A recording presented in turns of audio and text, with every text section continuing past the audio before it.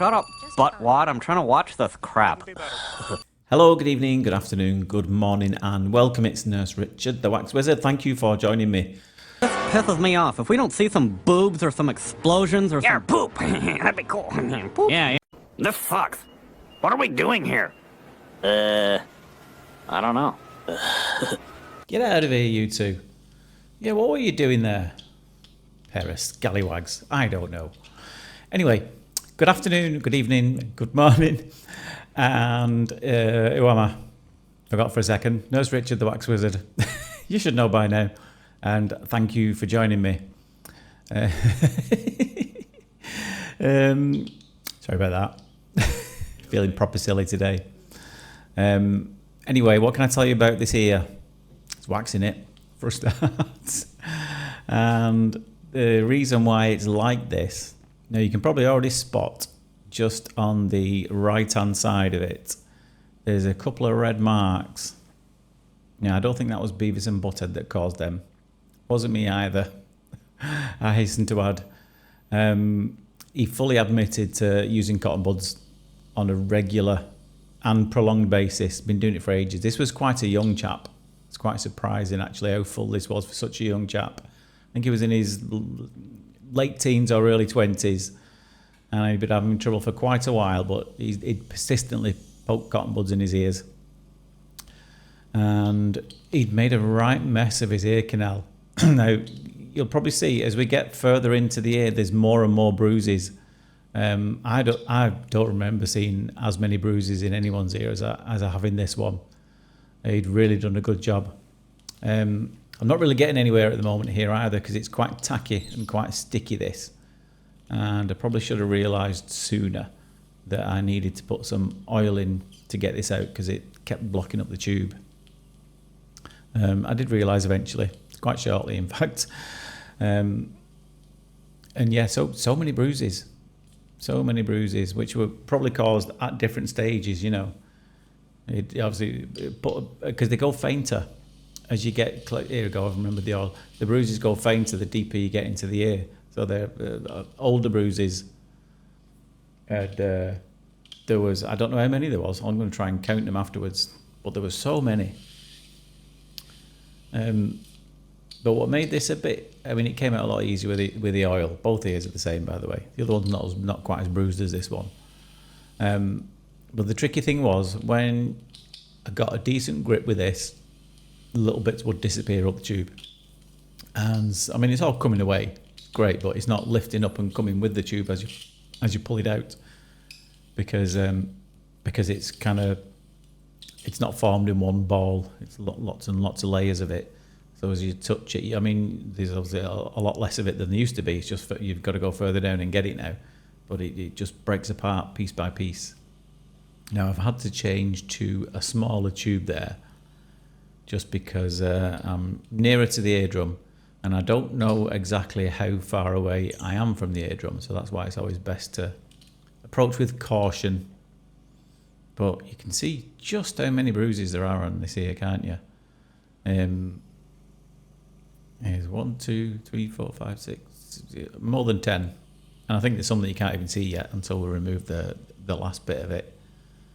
I do ask people before I do the procedure, have you ever used anything to try and get it out yourself other than drops and oil? And most say no. And then as soon as you have a look inside there, you say, are you sure you haven't used anything? And then most own up straight away. The camera never lies, unfortunately. But he's very open and honest about it, this chap. And he certainly said he won't be doing it again. And there you go. Have a look at them. All those bruises there. Somebody might need to screen pause that and count them all for me, because there's just so many. And can you see what I mean? They get slightly fainter the nearer you get to the eardrum. So those will be like older ones, and they're a bit more reddened. The more fresher ones that are nearer to the outer part of the ear. But surprised he's not pierced the skin at any point. There's a few little fiddly bits down here at the bottom. I think we got the majority of that. But again, it's a really sensitive part of the ear, that, as you'll know. If you've ever poked anything in your ear and felt oof, that was a bit tender. So it's, you hover around there for a couple of seconds, but if it's not coming away, then it's absolutely pointless. Happy with that? And so let's have a look at the other. No, it's not compacted in. This one, not so much anyway, and not as many bruises in this.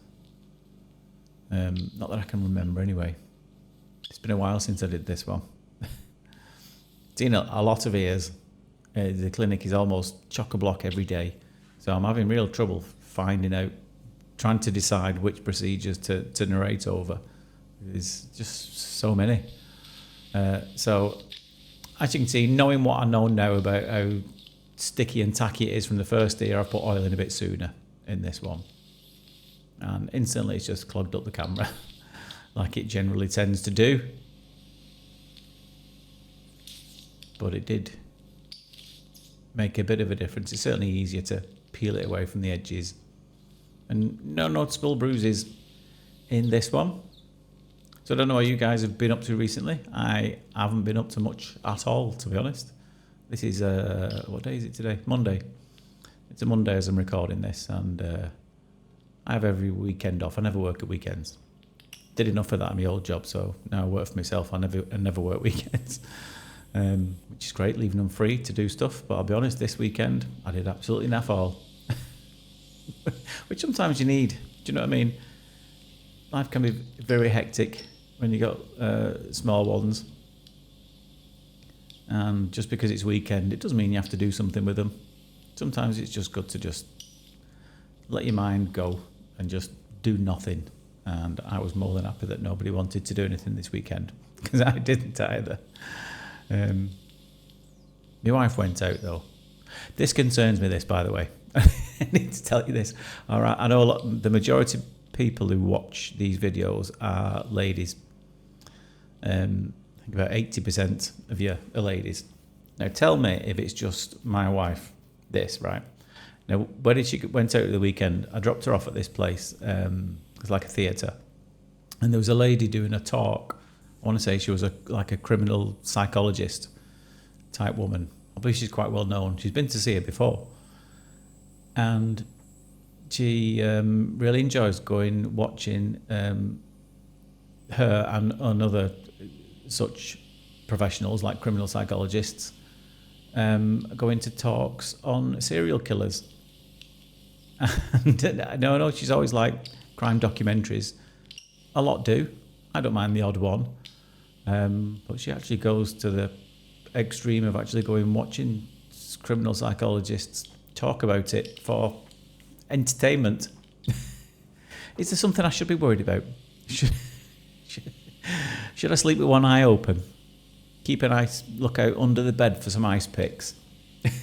But I know a lot of ladies who are really interested and almost fascinated with it as well. So yeah, tell me, just tell me in the comments, is it just my wife? Or what is it with you ladies and being fascinated by true crime and serial killers? I personally don't get it. But let me know if you think I should be worried. Anyway, we're having a similar problem in this ear, where every time I touch it, instead of jumping up and being able to pull it out, just little bits keep disappearing up the tube. I think, am I going to change to a smaller one as well? I think I am. Am I? Yeah, it looks a little smaller. So, and how it helps actually using a smaller tube when you're deeper in the ear, which I know there's slightly less power generated by it, but you can actually get a better grip because there's a smaller surface area.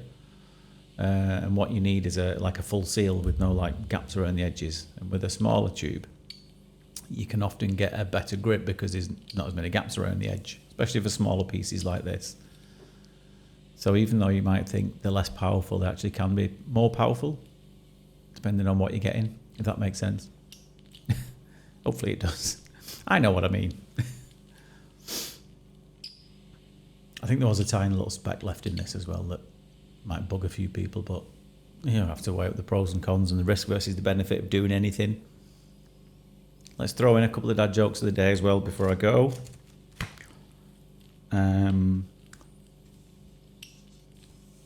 I have a rubbish job crushing cans all day.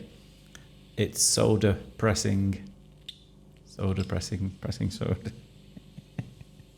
What looks like half an apple? The other half. Did you hear about the pig that lost his voice? He was disgruntled. That's very good.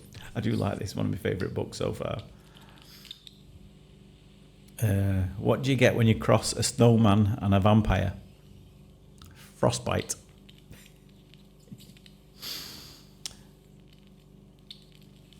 Let's find a couple more.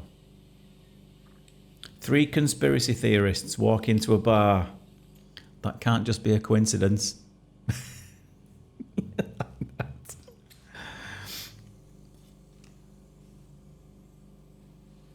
Nope, read that one. An invisible man married an invisible woman. The kids were nothing to look at. Very good. Very silly. Very good. So the last bit, they're quite difficult to get into this ear. It's quite a long way down. And you can always tell when things are difficult if the tube looks a lot further away from you than it normally does. And that's usually a clue that this is difficult. And it's difficult for me for doing it as well, because you have to imagine I do things on a screen that's that big. So it's like a circle that size. That's what I'm seeing when I'm doing the procedure. So it's probably in real time, just that big, which is, I don't know, 1.5 inches across. So and out of that circle, I'm having to concentrate on the very, very centre of it. And so it's really difficult to see. I know this has been blown up, obviously, but when I'm doing the procedure, it's tricky. Not everything's as magnified as I'm doing it. Now, I do cast it to a screen, and I could look at that because it's like this big when I put the ear up on the screen that's facing the patient. But I never look at that because there can sometimes be a little delay between the endoscope and the screen I've cast it to. And that's not good. And you also need to be looking, facing the patient as well, just in case you out the corner of your eye, you get a few like non-verbal cues that someone's not very happy or not very comfortable or might be wincing a bit, and you wouldn't see that if you were looking away. I know they do that in a lot of other practices, especially when they do it in the Far East. I've seen they do it with endoscopes that are like hanging down, and then they're looking at a big monitor over there, but not looking at the patient, which you always should be, in my opinion. Anyway, I think I had a quick go at that bit down there, but it was a really sensitive area, that, and if it didn't jump up, and the patient had enough by this point, so I decided to leave it there. Anyway, I hope you enjoyed that. Please feel free to subscribe or follow the channel. But for now, take care of yourself, and I'll see you later. Ta-da.